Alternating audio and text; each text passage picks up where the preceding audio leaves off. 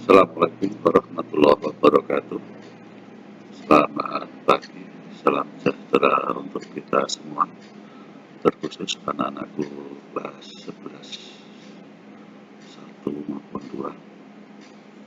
2. Kita ketemu lagi di materi ekonomi, dan kali ini kita sudah memasuki untuk materi KD 307,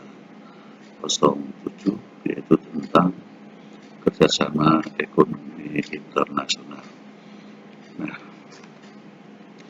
baik, sebelum saya melanjutkan, saya tetap berharap yang pertama kalian harus selalu sehat, dan saya ingatkan untuk selalu menjaga protokol kesehatan karena memang kondisi kita masih seperti ini, dan kalian tetap harus semangat dalam menambah ilmu kalian, karena ilmu kalian sangat berguna untuk masa depan kalian. Jadi kami tetap berharap dari jauh Pak Terus selalu mendoakan yang terbaik untuk kalian. Baik, kali ini kita materinya yaitu tentang kerjasama ekonomi internasional. Pada materi di kelas 10 dulu kita pernah membicarakan tentang pelaku kegiatan ekonomi, yang mana itu sangat tergantung dari sistem ekonomi yang berlaku di negara itu. Kita tahu negara kita, negara Indonesia, itu menganut sistem ekonomi terbuka, artinya terbuka dengan negara lain.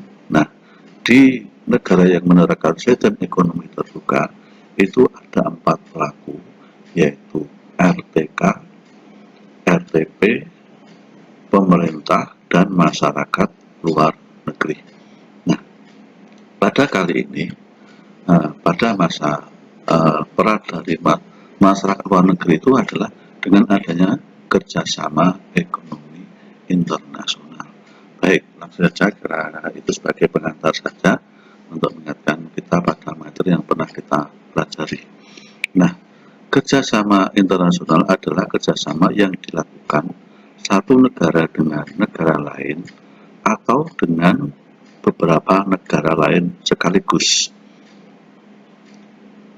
Artinya, Indonesia itu, negara kita itu, bisa melakukan kerjasama ekonomi itu dengan satu negara dalam bentuk kerjasama bilateral, atau langsung dengan beberapa negara dalam satu kerjasama. Misalkan ASEAN, itu kan ada banyak negara. Tuh, maksudnya seperti itu. Kemudian, kerjasama ekonomi internasional adalah kerjasama beberapa negara yang saling menguntungkan di bidang ekonomi. Jadi, kerjasama itu dilakukan dengan dasar untuk saling menguntungkan. Apa tuh manfaat kerjasama ekonomi internasional itu? Yang pertama, kemajuan di bidang perekonomian. Kemudian, peningkatan kualitas tenaga kerja. Menurunkan harga pokok per produksi. Memudahkan memperoleh bahan baku. Membuka lapangan kerja baru. Masuknya modal asing. Kesempatan menimba ilmu, pengetahuan, dan teknologi dari negara maju. Dapat mengimpor barang-barang yang mahal diproduksi sendiri, dan memperkuat daya tawar dan posisi Indonesia. Saya jelaskan satu dari beberapa manfaat ini, yaitu peningkatan kualitas tenaga kerja. Mengapa dengan kita itu bekerja sama dengan negara lain, kualitas tenaga kerja kita itu bisa meningkat? Contoh saja, nah, banyak tenaga kerja di Indonesia itu bekerja di luar negeri, atau banyak orang luar negeri bekerja di negara kita. Nah, contoh yang paling gampang saja, untuk pemain sepak bola. Banyak sekarang ini pemain sepak bola dari luar negeri itu yang bermain di Indonesia.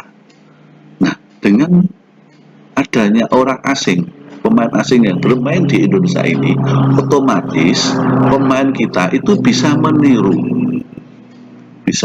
apa yang mereka lakukan itu.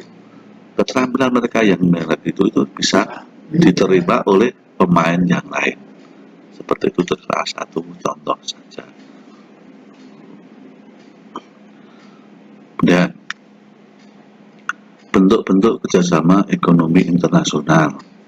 1. Kerjasama ekonomi bilateral, yaitu kerjasama ekonomi bilateral adalah kerjasama ekonomi yang terjadi dua negara.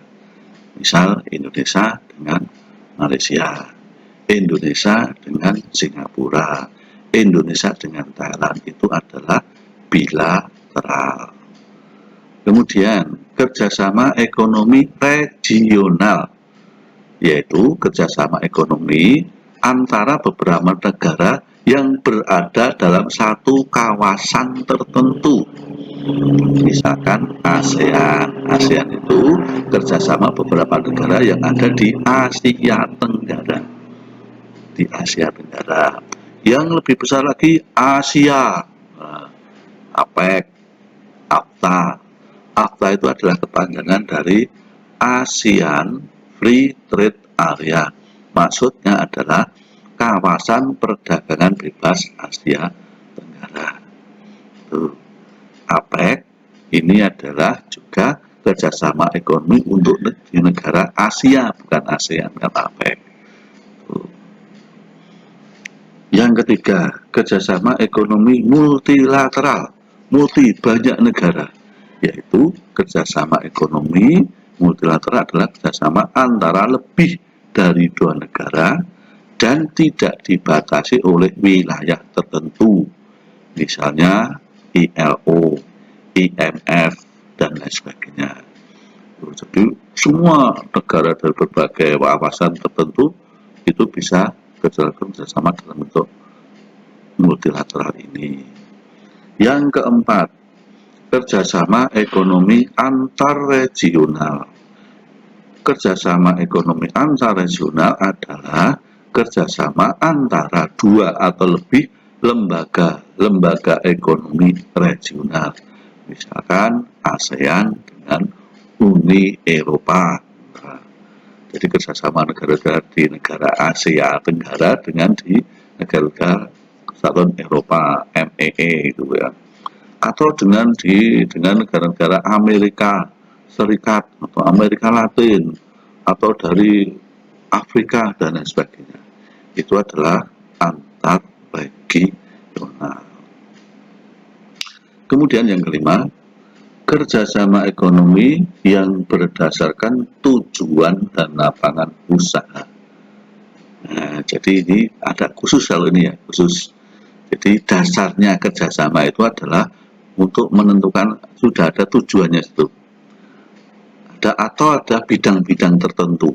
Nah, misalkan OPEC. Nah, itu. Contohnya OECD. Organisasi beranggotakan 34 negara yang menstimulasi perekonomian dan perdagangan global. Jadi ini OECD ini adalah kerjasama antara 34 negara yang di bidang khusus, yaitu tentang perdagangan internasional. Kemudian ada juga OPEC, ini adalah kerjasama negara-negara yang mengekspor minyak. Jadi adalah negara-negara yang punya penghasilan dari minyak saja. Yang tidak punya penghasilan dari minyak ya tidak masuk di OPEC ini. Itu bentuk-bentuk kerjasama ekonomi internasional. Selanjutnya, lembaga-lembaga ekonomi internasional. Beberapa contoh lembaga-lembaga ekonomi internasional adalah 1. ASEAN. ASEAN merupakan bentuk kerjasama regional antara negara-negara di Asia Tenggara. Yang kedua, AFTA, ASEAN Free Trade Area. Ini adalah kesepakatan perdagangan bebas antar negara yang tergabung dalam ASEAN. Baik, kita lanjut lagi. Yang ketiga, Asia Pacific Economic Cooperation atau APEC. APEC dipahami sebagai bentuk kerjasama ekonomi regional antar negara-negara di kawasan Asia Pasifik. Yang keempat, World Bank atau Bank Dunia. Bank Dunia didirikan dengan tujuan memberikan bantuan ekonomi untuk perbaikan usaha-usaha dalam bidang pertanian, industri, jalan raya, dan perhubungan negara-negara di dunia.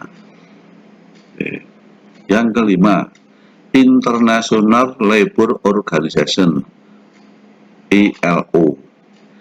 ILO didirikan dengan tujuan mendorong terciptanya peluang memperoleh pekerjaan yang layak bagi perempuan dan laki-laki, mempromosikan hak tenaga kerja, meningkatkan perlindungan sosial, dan mengadakan dialog untuk mengatasi masalah terkait dunia kerja. Jadi yang kelima ini, ILO itu adalah bentuk kerjasama antar negara-negara yang khususnya di bidang tenaga kerja. 6. Organisasi of Petroleum Exporting Countries (OPEC). OPEC merupakan organisasi negara-negara pengekspor minyak. Anggotanya antara lain Arab Saudi, Kuwait, Irak, dan Iran. Yang kedelapan, IMF, International Monetary Fund. IMF merupakan organisasi ekonomi di bawah PBB yang bertujuan satu, memberikan kredit kepada negara-negara anggotanya yang membutuhkan. Dua, memajukan kerjasama internasional bidang moneter. Tiga, mengembangkan perdagangan internasional. Jadi IMF ini beda dengan Bank Dunia. Sama-sama, jadi sama-sama lembaga keuangan dunia. Nah, hanya kalau IMF ini tujuannya ini adalah biasanya untuk mengatasi negara-negara yang kekurangan duit, kekurangan uang, ada krisis moneter, biasanya dalam bentuk uang. Beda kalau Bank Dunia tadi, itu bantuan diberikan untuk membiayai proyek-proyek kegiatan, itu Bank Dunia. Kalau IMF ini dalam bentuk uang tunai. Kemudian yang ke-9, WTO. WTO, World Trade Organization, perdagangan. WTO merupakan organisasi perdagangan dunia yang bertujuan menghalangi rintangan-rintangan dalam perdagangan negara anggotanya dan mengatasi perselisihan perdagangan. WTO. Jadi WTO itu kerjasama antara beberapa negara, khususnya di bidang perdagangan. Karena dalam bidang perdagangan itu, jadi untuk mengurangi hambatan-hambatan di bidang perdagangan internasional itu ya yang utama ada dua, kuota dan tarif. Mengapa tarif itu menghalangi perdagangan internasional? Ya udah, ya memang tuh tarif itu misalkan kalau kita mau mengekspor barang ke Malaysia itu dikenakan tarif yang mahal. Berarti kita kalau kenakan tarif yang mahal kita tidak jadi mengekspor atau mengekspor tapi sedikit. Itu kan namanya termasuk menghalangi kegiatan perdagangan internasional atau kegiatan ekspor tadi. Begitu juga sebaliknya kuota juga begitu. Kuota dan tarif itu merupakan penghambat perdagangan internasional. Demikian yang saya sampaikan untuk materi kali ini. Tetap semangat untuk belajar, dan untuk belajar banyak sumber yang bisa kalian dapatkan. Yang diperlukan adalah motivasi untuk meningkatkan diri, jangan sampai kendor. Terima kasih. Ada hal yang kurang pas, kurang saya mohon maaf. Akhiri, assalamualaikum.